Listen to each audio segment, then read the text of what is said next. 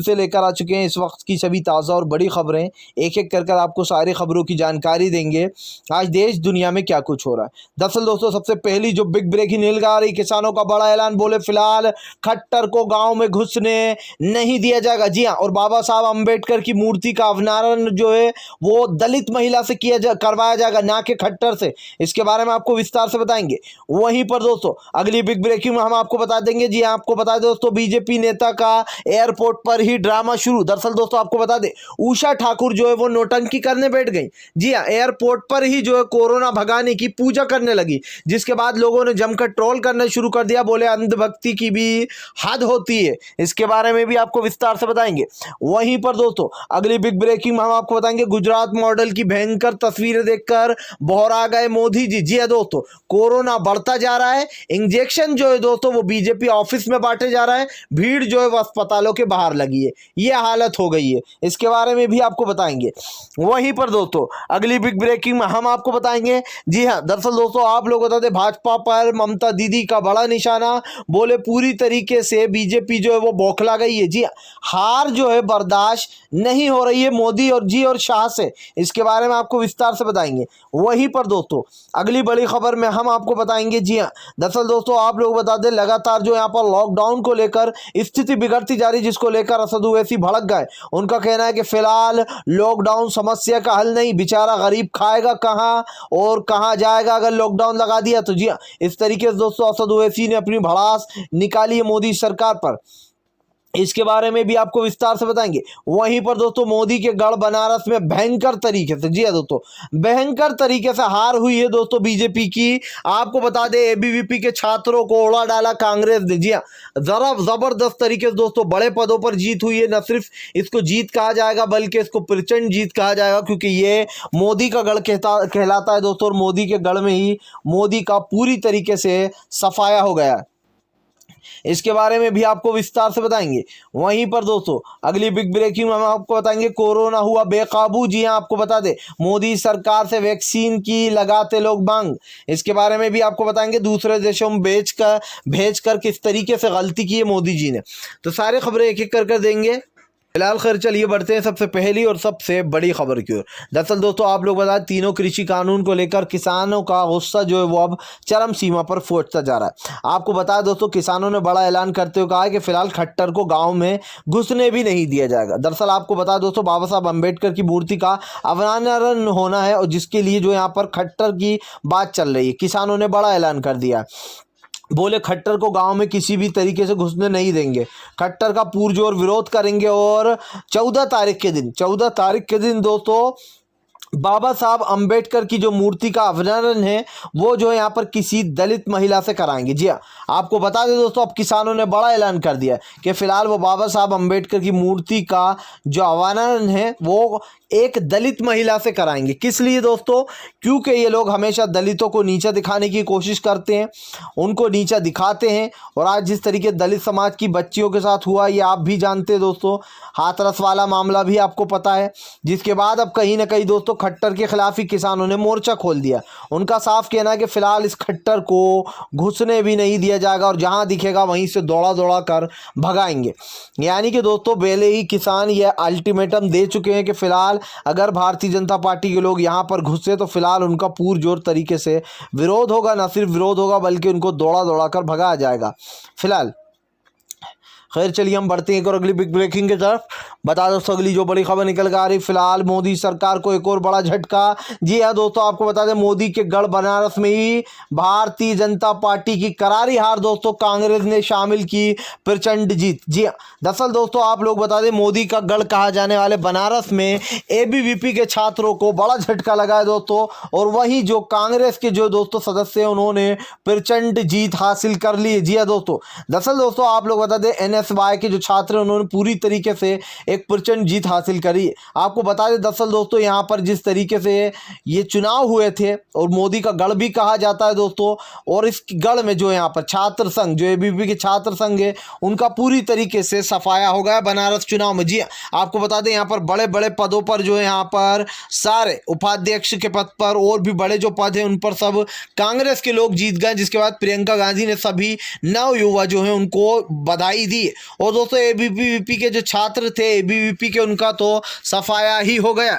सोचिए दोस्तों कितनी बड़ी यहाँ पर हार हुई है भारतीय जनता पार्टी की। इन दिनों बहुत ही बुरे दिन चल रहा है दोस्तों। जी हाँ, और जिस तरीके से मोदी के गढ़ बनारस में ये हार हुई है इससे एक चीज़ तो साफ हो जाती है कि फिलहाल छात्रों ने जो कांग्रेस के छात्र थे उन्होंने प्रचंड जीत हासिल की, और एबीवीपी के जो छात्र थे जिन्होंने एक तरीके से किसान नेता राकेश टिकैत के ऊपर भी हमला किया था एबीवीपी के छात्रों ने, उनका पूर्णतः सफाया हो गया फिलहाल। खैर चलिए हम बढ़ते हैं एक और अगली बिग ब्रेकिंग की तरफ। बता दोस्तों अगली जो बड़ी खबर निकल के आ रही है, फिलहाल पूरा देश कोरोना की महामारी से जूझ रहा है, लेकिन दोस्तों भारतीय जनता पार्टी के जो लोग हैं उनको फिलहाल नौटंकियों से ही फुर्सत नहीं है। खैर इसमें उनकी भी क्या गलती, जब प्रधानमंत्री ही नौटंकीबाज हो तो भैया शिष्य तो ऐसा ही करेंगे। जी हाँ, प्रधानमंत्री लोगों को दिए जलाने क्या बोलते हैं, लोगों को थाली पीटने की अनुमति देते हैं, थालियां पीटो दिए जलाओ इससे कोरोना भाग जाएगा, लेकिन हुआ कुछ उल्टा, थाली ताली से और कोरोना ज्यादा हो गया। अब इन्हीं की एक नेता है दोस्तों, जी हाँ इनको आप अच्छे से जानते होंगे, उषा ठाकुर। इन्होंने तो हद ही कर दी, कल इंदौर के एयरपोर्ट पर बैठकर इन्होंने पूजा करना शुरू कर दिया। लोगों ने दोस्तों सोशल मीडिया पर ट्रोल करना शुरू कर दिया। मतलब उषा ठाकुर ने क्या करा दोस्तों, कोरोना गाइडलाइन की धज्जियां उड़ाते हुए मुंह पे से मास्क हटाया, वहीं पर एयरपोर्ट पर अपनी पूजा पाठ का सामान निकाला, एयरपोर्ट पर जमा लिया, सब लोग इनका तमाशा देख रहे थे, वहां पर कोरोना को भगाने की पूजा करने लगी। सोचिए दोस्तों अंधभक्तों की यह हालत हो गई है। मतलब इन्हीं की पार्टी के नेता मोदी जी की राह पर चल रहे हैं। एक तरफ मोदी जी कहते हैं भैया ताली बजाओ कोरोना भाग जाएगा, दूसरी तरफ अंधभक्ति में अमिताभ बच्चन उतरते हैं और ऐसा बेवकूफ़ी वाला ट्वीट करते हैं कि पूरी दुनिया उनको ट्रोल करती है। अमिताभ बच्चन कहते हैं कि अब हमने दिया जला लिया, थाली बजा दिए, अब कोरोना भाग गया। सोचिए दोस्तों सदी का महानायक अगर अमिताभ बच्चन ये बात कहेगा तो लोग भी हंसेंगे कि ये कैसा एक्टर है, या फिर ये कैसा इतने साल की एक्टिंग के कैरियर में कैसी अंधभक्ति है जो निकल कर बाहर आई है। अब तो हद ही हो गई है। अब उषा ठाकुर ने इंदौर के एयरपोर्ट पर धावा बोल दिया, भैया वो तो खोलकर जो है अपना मोर्चा बैठ गई, वहां पर उन्होंने कोरोना को भगाने की पूजा शुरू कर दी। सब लोग सोचने लगे कि भैया ये एयरपोर्ट है या पूजा का अड्डा है जो यहाँ पर बैठकर नौटंकियां हो रही हैं। इस तरीके से दोस्तों बीजेपी के नेता ही बीजेपी वालों की फजीयत कराते हैं। और दोस्तों इस वीडियो को आप देखोगे तो आपको देख कर हंसी आएगी कि क्या नौटंकी है यार, वरना क्योंकि अब देखकर यही लगता है कि हमारे देश में बस अब अंधभक्ति और दोस्तों अंधविश्वास ही रह गया, क्योंकि मोदी जी ने पहले ताली थाली बजवाई, दिए जलवाए, अब इन्होंने जो एयरपोर्ट पर ही पूजा करने लगी फिलहाल। खैर चलिए हम बढ़ते हैं एक और अगली बिग ब्रेकिंग की तरफ। बता दोस्तों अगली जो बड़ी खबर निकल कर आ रही है, असद ओवैसी का फूटा मोदी सरकार पर गुस्सा, बोले अगर लॉकडाउन लग गया तो इस देश का गरीब खाएगा क्या। जी हाँ, इन लोगों के खजानों में तो भरा पड़ा है दोस्तों, इसलिए इनको कोई टेंशन नहीं है, लेकिन जो रोज दोस्तों कमाते खाते, सोचिए कभी आपने सोचा है दोस्तों, जो बेचारे मैंने अपनी आंखों से देखा है दोस्तों, जो गरीब भी नहीं थे, जो बेचारे भिखारी नहीं थे, वो भी भीख मांगने पर मजबूर हो गए कोरोना में। जी हाँ, वो भी सड़कों पर उतर गए और लोगों ने उनको दोस्तों पैसे भी नहीं दिए। ये हालत हो गई है गरीबों की दोस्तों आज हमारे देश में, कि इस देश का जो मजदूर गरीब है, जो अपनी मेहनत से कमा कर खाना जानता है, वो हाथ कभी किसी के सामने नहीं फैलाता दोस्तों, उसको भी लॉकडाउन में हाथ फैलाना पड़े। अब असद ओवैसी ने बड़ा हमला बोलते हुए कहा कि फिलहाल इस देश की आर्थिक स्थिति बिगड़ जाएगी अगर लॉकडाउन लगा तो। जी हाँ, इस देश का गरीब क्या खाएगा और क्या पकाएगा, ये मोदी सरकार के कंधों पर बोझ है दोस्तों। लेकिन फिलहाल सरकार हाथ ऊंचे कर देती है जब असली जगह पर इनकी पूरी तरीके से फर्ज निभाने की बात आती है तो ये भाजपाई भग जाते। अगर अभी मंदिर की बात बोल दो तो उसके लिए चंदा जुटाने में लग जाएंगे। अगर यही चंदा दोस्तों इन गरीबों के काम आ जाए तो कितना उद्धार होगा। आप सोचिए दोस्तों कि भगवान की पूजा भी ये लोग ही करते, तो अगर लोग ही नहीं रहेंगे तो पूजा कौन करेगा, ये सोचिए। और इनसे पहले खुद भगवान भी यही बोलते हैं कि पहले जो है हमारे उनके बारे में सोचो, भक्तों के बारे में। लेकिन सवाल यही उठता है दोस्तों कि आज जिस तरीके से अंधभक्ति चल रही है, जिस तरीके से एयरपोर्टों पर जो पूजा पाठ करने बैठ जाते हैं, कोरोना को भगाने के लिए ताली थालियां बजती हैं, वैसे ही दोस्तों इस कोरोना से बचने के लिए लॉकडाउन लगा दिया जाता है। जबकि सच्चाई ये है दोस्तों कि लॉकडाउन समस्या का हल नहीं है। ये राहुल गांधी पहले दिन से बोल रहे हैं और इस बात में 100% सच्चाई है कि लॉकडाउन इस समस्या का हल बिल्कुल भी नहीं है।